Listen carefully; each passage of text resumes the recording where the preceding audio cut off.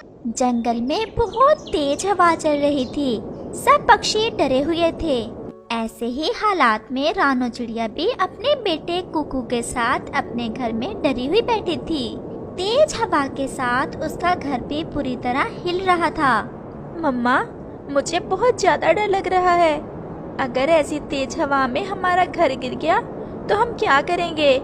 मम्मा, ये हवाएं क्यों होती हैं?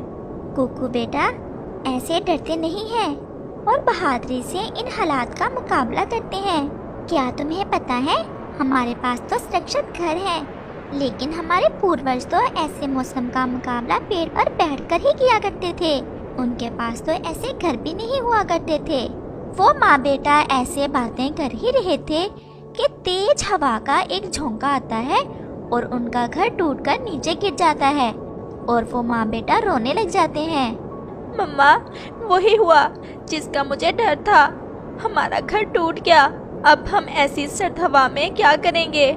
कुकू बेटा, तुम क्यों परेशान हो? मैं इसी जंगल की पुरानी बासी हूँ और मेरे सब पक्षियों के साथ अच्छे संबंध हैं। मैंने हमेशा दूसरों के साथ भला ही किया है। हम ऐसा करते हैं, कबूतर का घर पास ही है, हम उसके घर जाते हैं, वो जरूर हमारी मदद करेगा। कुकू, तुम्हें पता है, जब कबूतर इस जंगल में नया आया था तो उसके पास रहने को कोई घर न था। मैंने उसे कई रोज अपने घर में रखा था और भोजन भी दिया था और फिर उसके साथ उसका घर भी बनवाया था। तो मम्मा, हम कबूतर अंकल की तरफ ही जाते हैं, फिर तो वो जरूर हमारी मदद करेगा। और फिर रानो चिड़िया और उसका बेटा कुकू कबूतर की तरफ चले जाते हैं। अच्छा ही हुआ जो आज मेरी पत्नी अपने माँ के पास गई हुई है। हमारा तो घर भी बहुत कमजोर है।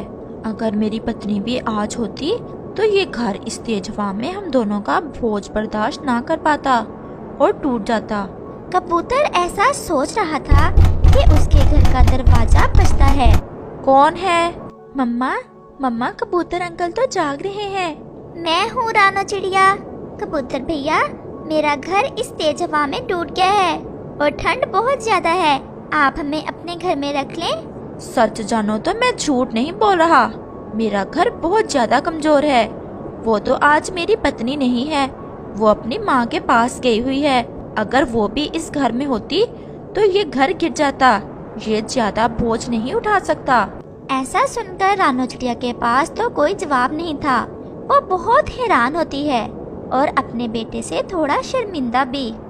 मम्मा, कबूतर अंकल तो आपके अच्छे दोस्त हैं और ये भी ऐसा ही कह रहे हैं। क्या अब कोई भी नहीं रखेगा हमें अपने घर में?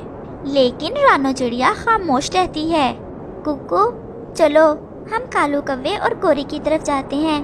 वो तो मान ही जाएंगे, उनका तो घर भी नया है, अभी पिछले दिनों ही बनाया है कालू और गोरी ने। और फिर वो माँ बेटा वहाँ से कालू कौवे के घर की तरफ चले जाते हैं। कालू भैया, क्या जाग रहे हो? जल्दी से दरवाजा खोलो, बाहर हवा बहुत तेज है। कौन हो तुम और क्यों शोर मचा रही हो? और अगर बाहर हवा तेज है तो अपने घर जाओ। ये मिलने मिलाने का समय नहीं है। सबको अपनी अपनी जान की पड़ी है इतनी तेज हवा में। मैं कोई और नहीं हूँ, मिलने नहीं आई ऐसी तेज हवा में। मेरा घर टूट गया है और मैं रानो चिड़िया हूँ। पहचाना नहीं आपने मुझे? चिड़िया, अगर तुम्हारा घर टूट गया है तो हम क्या करें, बताओ। कालू भैया, मुझे अपने घर में आने दे, ठंड ज्यादा है। मैं तो तोते भैया की तरफ गई थी पहले, लेकिन वो तो सोए हुए थे, उठ ही नहीं रहे थे। चिड़िया, एक मैं, एक गोरी और एक हमारा बेटा।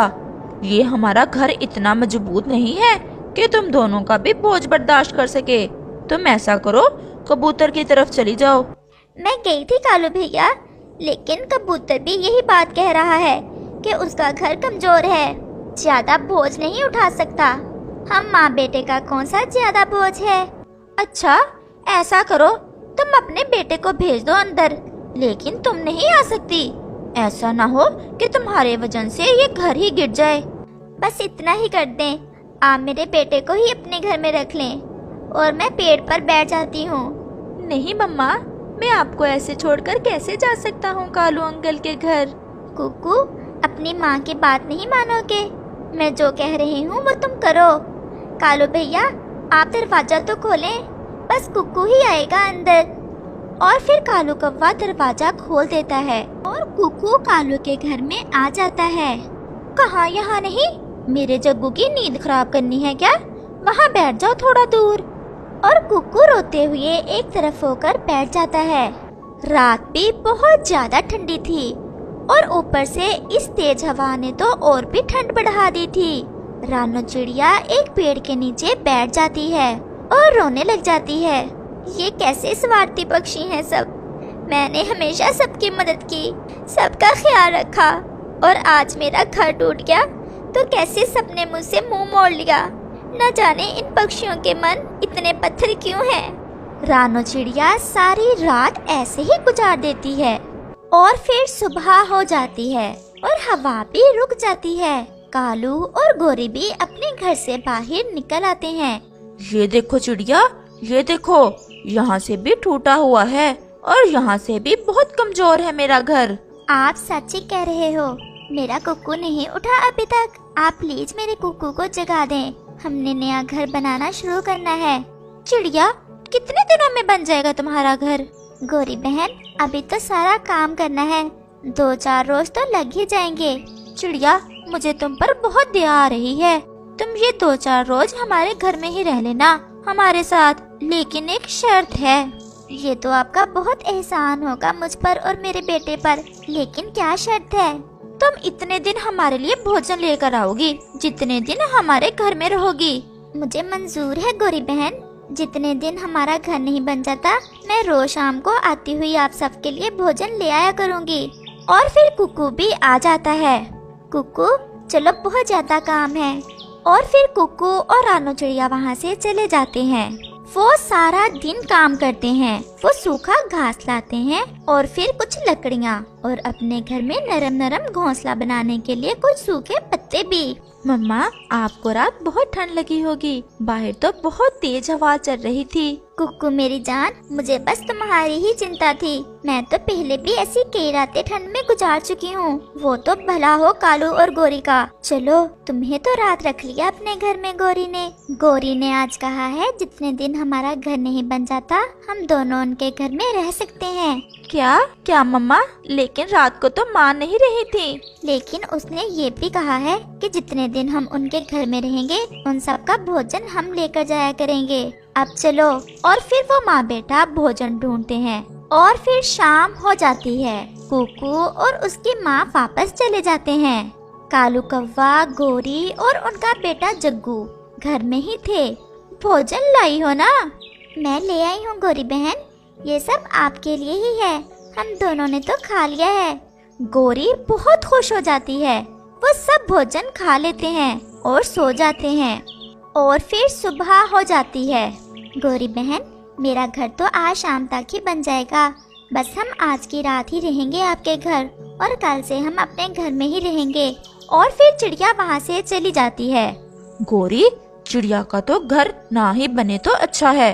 एक कोने में लेट जाती है मासूम चिड़िया, लेकिन हमें तो भोजन की चिंता नहीं करना पड़ती। कालू, बात तो तुम्हारी ठीक है, घर में बैठे बैठाए भोजन मिल रहा है। कालू, हम ऐसा करते हैं, जब चिड़िया का घर बन जाए तो हम उसके घर को आग लगा देंगे और वो फिर से हमारे पास ही आएगी और हमारा भोजन तो मिलता रहेगा। गोरी, सच में तुम बहुत शैतान हो, हम ऐसा ही करेंगे। दूसरी तरफ रानो चिड़िया सारा दिन काम करती है और अपने लिए एक सुंदर सा घर बना लेती है। वो घर बहुत ज्यादा मजबूत था। रानो चिड़िया और कुक्कू वहाँ बैठे हुए थे कि कालू और गोरी का बेटा जग्गू भी वहाँ आ जाता है। आंटी, ये घर आपका है? हाँ जग्गू, हमने नया घर बनाया है। आंटी, मैं थोड़ी देर सो लूं आपके नए घर में? क्यों नहीं जग्गू, तुम सो जाओ। मैं और कुक्कू नदी की तरफ जा रहे हैं पानी पीने। हम जब आएंगे तो तुम्हें जगा देंगे। कुक्कू और उसकी मम्मा नदी की तरफ चले जाते हैं और फिर जग्गू उनके घर में सो जाता है। कालू, रानू का घर तो पूरा बन गया है और मैंने देखा है वो नदी पर है। हम क्यों ना अभी उसके घर को आग लगा दें और वो फिर से रोती हुई हमारे पास आएगी और हम फिर से उसे भोजन लेकर खाएंगे और फिर वो दोनों तुरंत रानो के घर की तरफ जाते हैं और कालू कौवा रानो के घर को आग लगा देता है। वो आग लगा ही रहा था कि रानो चिड़िया भी वहाँ आ जाती है। कालू, ये क्या कर रहे हो तुमने मेरे घर को आग क्यों लगा दी? मैं बताती हूँ तुम्हें। तुम भोजन ले आना हमारे लिए और हमारे ही घर में रह लेना सारी जिंदगी नुकरानी बनकर। तुमने क्या करना है ये नया घर? तुम्हारा बेटा जग्गू सोया हुआ था मेरे घर में। ये सुनकर गोरी और कालू के तो होश ही उड़ जाते हैं और वो रोने लग जाते हैं। लेकिन आग बहुत ज्यादा तेज हो गई थी जिसे बुझाना अब उनके बस की बात नहीं थी। इस कहानी से हमें सीख मिलती है कि जो गड्ढा हम दूसरों के लिए खोदते हैं हम खुद ही उसमें गिर जाते हैं।